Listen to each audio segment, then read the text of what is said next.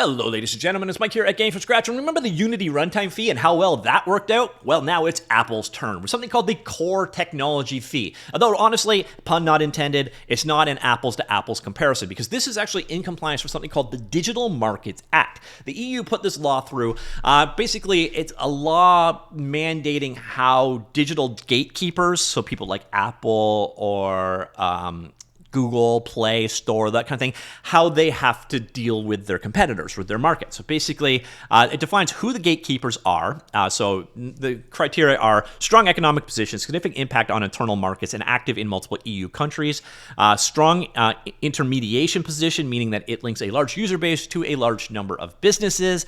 And finally, you're entrenched in the market. So the last 3 financial years, you've met these 2 criteria above. So this doesn't apply to startups. It only applies to entrenched players if you have control over a large install base and the businesses that it hooks to, and you operate in the EU markets where the significant, and I imagine significant is defined somewhere, but if you are basically running a digital shop like the Apple Store or the Google Play Store, you're a digital gate. You're a gatekeeper at this point. So what is the idea behind the Digital Markets Act? Well, business users who depend on gatekeepers to offer their services, so business users would be like basically app developers in our scenario, to offer their services in the single market will have fairer business environments. Yeah, let's see how that one works out. Innovators and technology startups will have new opportunities to compete and innovate in the online platform environment without having to comply with unfair terms and conditions limiting their development. So this is basically preventing them from using like their EOLAs and app terms and such to do unfair competition. And we've actually seen quite a few examples of that in the past, and it's resulted in some changes, but now it's basically legally stated. You can't use the terms of your app store to leverage an unfair advantage over your competitors. Consumers will have more and better services to choose from, more opportunities to switch the provider if they wish so, direct access to services, and fairer prices. So this is basically like if you want to offer in-app purchases, for example, instead of selling them through Apple, you could use another service provider. You have more choices, it'll be cheaper, etc. So if the consumer, for example, wants to buy V-Bucks in, say, Fortnite, instead of having to buy them through the App Store, they could also buy them through another means, potentially get better pricing and so on.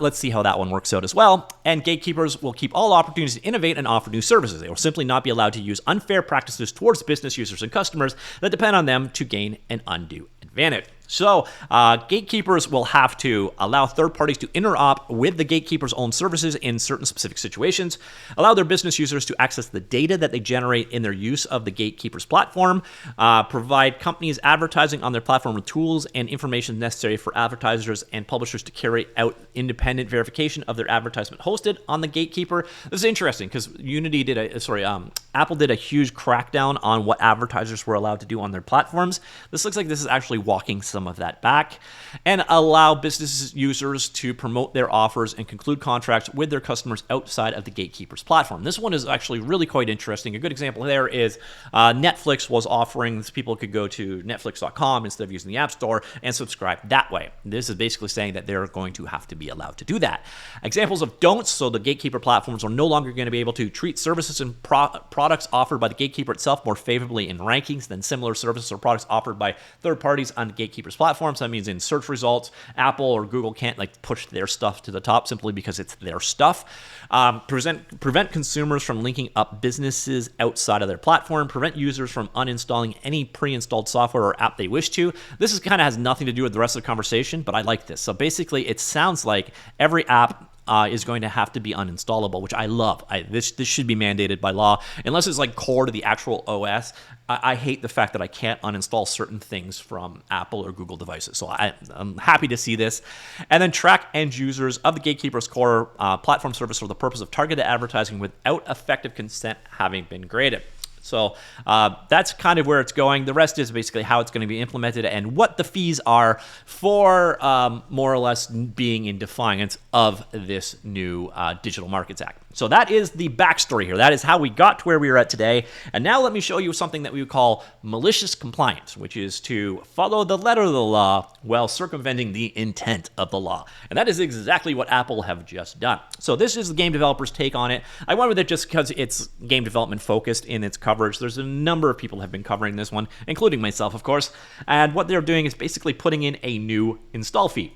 So instead of the Unity runtime fee, Apple's introducing the new core technology fee across the European Union that will charge developers hoping to use third-party storefronts a 0.50 euro or 53 cent USD fee on the first annual install past the 1 million install threshold. So if your app ships more than 1 million copies a year, you're going to pay 50 cents or 0.50 euro on each install past that 1 million install threshold. So this is in compliance with the new DMA, and where the App Store is concerned, legislation means Apple must let developers leverage payment systems and marketplaces outside of its own end-to-end platforms. For example, Epic Games now intends to bring Fortnite back to iOS in Europe through its Epic Games Store.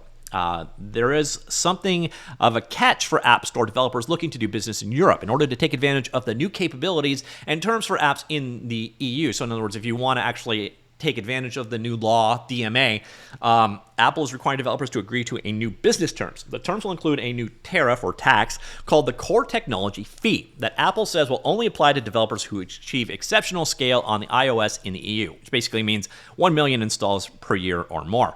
You can, of course, avoid that fee by sticking with the existing terms. Now this just, I don't know, this screams illegal to me. When a government comes in and says, no, here's how you can operate your business, and they say, well, we're going to keep operating our business as it was, or we're going to punish you. It's kind of the way that this is coming across. There is a calculator. We'll look at the calculation in a second. Here's a couple rundowns. We'll get back to that in a second.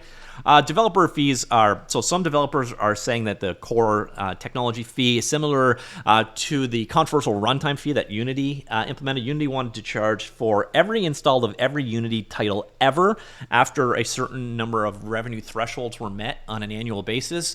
Let's just say the community did not like that. It ended up being walked back quite a bit, so they moved it to it's only going to be for Unity 6 and beyond. I think also the fee got smaller, so Unity definitely walked that one back, but not after setting themselves on fire in a huge way. So that runtime fee was probably one of the biggest self-inflicted losses of 2023. Amazingly bad how it went. So we got kind of the same thing that came up when Unity did the runtime fee. And with the original math, there was actually the potential to lose money on a game, especially if your game fell into that category of didn't make enough money on a per install basis. And what this is boiling down to, the calculation is if you make less than 57 cents per user, which is most apps, you will end up negative and will owe Apple money. So that's actually kind of nutty. Got a couple of other responses to it. So Mobile Studio Prime 31, did Apple just pull a Unity? WTF is going on in the games world. Imagine a few months from now you use Unity 6, dumb move number one, and end up being dinged per install twice. Plus the core technology. What a year it's going to be. Epic Boss, actually, he did a tweet. I'll go straight out to his tweet there as well. There's a lot going on there. So there is a lot going on with this new fee. So let's look at from the Apple side of things. So Apple says Apple is sharing new business terms available for developers in the EU. Developers can choose to adopt these new business terms or stay on the existing terms. Existing developers who want nothing to change for them from how the Apple Store works currently and in the rest of the world, no action is needed, and they can continue to distribute their apps on the App Store and use its private and secure in-app purchase system. Developers must adopt the new business terms for EU apps to use the new capabilities for alternative distribution or alternative payment processing. So if you want to offer in-app purchases provided by anyone other than Apple, you got to agree to these new terms. Same way that if you want to have your own store or ship on someone else's store, you're in this world and you have to apply for the new terms here.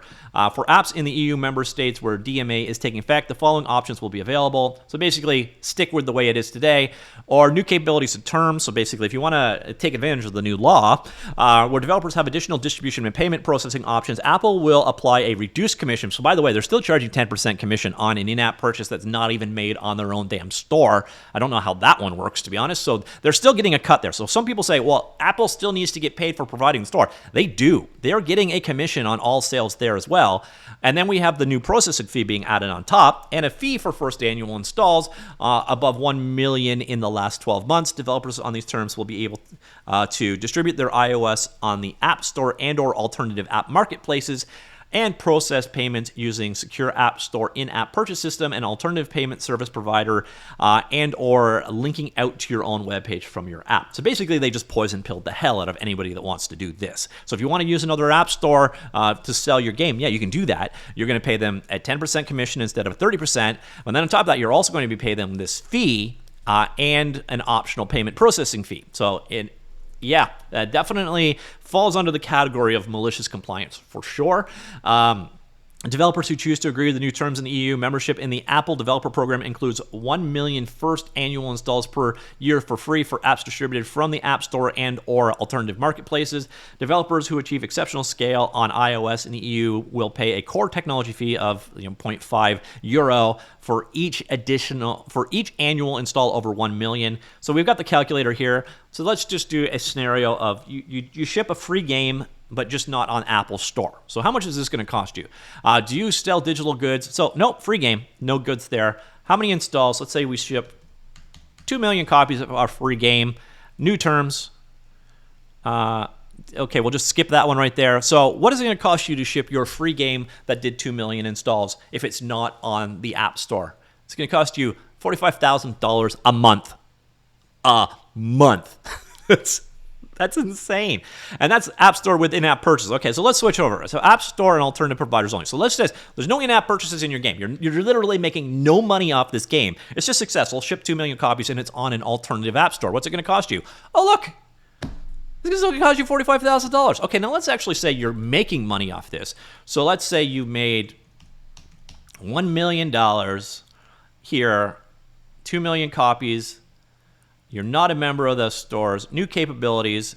So the App Store commission is going to be $7,000 off of your revenue.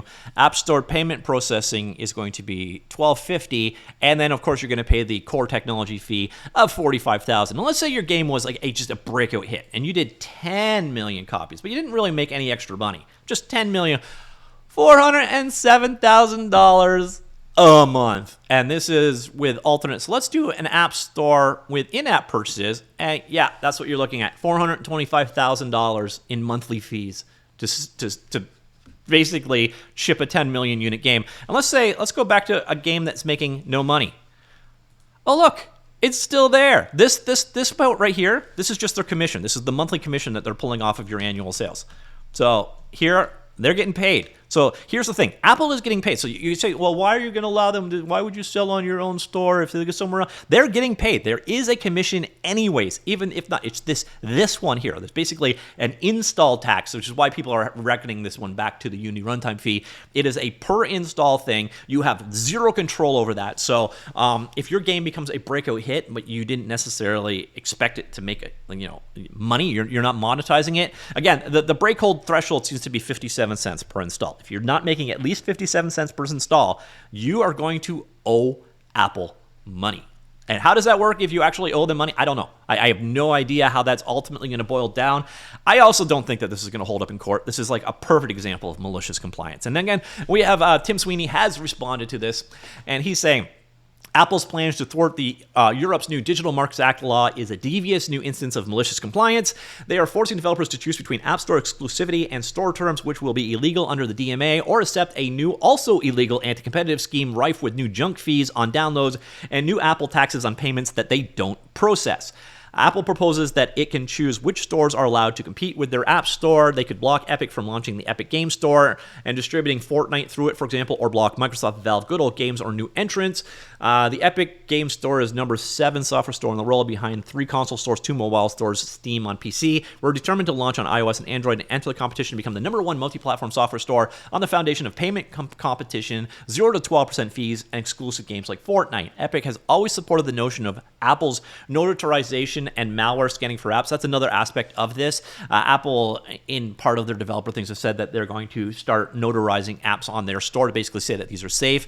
But it's also kind of a twisted way of basically saying everything that's not on their store is unsafe. So we strongly reject Apple's twisting this process to undermine competition and continue imposing Apple taxes on transactions that they're not involved with. There's a lot more hot garbage in Apple's announcements. It will take more time to parse both the written and unwritten parts of this new horror show, so stay tuned. So as you can tell by the tone, Tim Sweeney is not exactly happy. But the thing is, the EU is not going to be happy. EU is going to look at what they just went through the process of creating this new law to do. And you can just say, if you look at just straight out the benefits, all of this stuff, the reasons why the DMA was implemented, Apple has basically co-opted every single one of these for it. Basically, you can say, okay, yeah, you can work within the confines of the DMA. It's just you are going to get heavily screwed if you do. And again, this applies if you do not make any money, but you have a lot of installs, and all you've done is shipped your game on another store. You owe them $400,000 a month.